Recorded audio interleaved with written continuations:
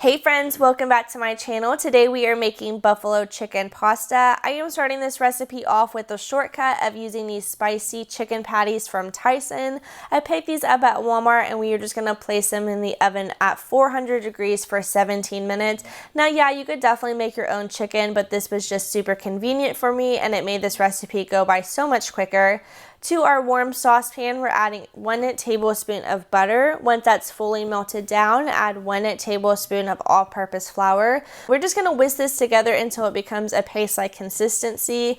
Follow this up by 1.2 cups of water. I know this is a weird measurement, but I'm taking an 8-person serving to a 4-person serving.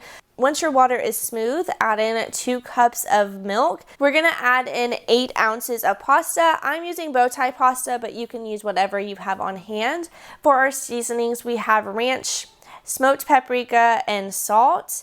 Now, the smoked paprika was enough kick for me because I did use hot buffalo sauce, but you could definitely just use this paprika and not the hot buffalo, or the buffalo and not the paprika. It is completely up to you.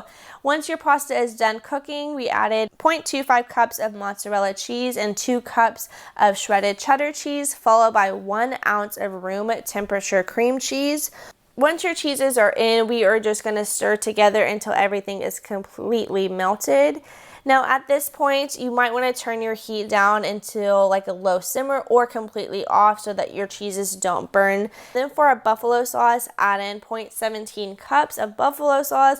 Like I said, I use the Frank's Hot, but you could definitely just use a normal buffalo sauce. Stir this together, and at this point I am going to be taking this off of the heat because our chicken was done.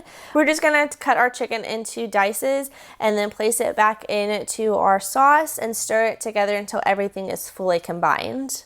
Into our baking dish, I went ahead and sprayed it with a little bit of Pam, and then we are just going to layer our pasta into it, spread it out, and then you could sprinkle in with mozzarella cheese or the sharp cheddar. I went ahead and did the mozzarella because I felt like it needed just a little bit more of that. Place this in a 375-degree oven for 10 minutes.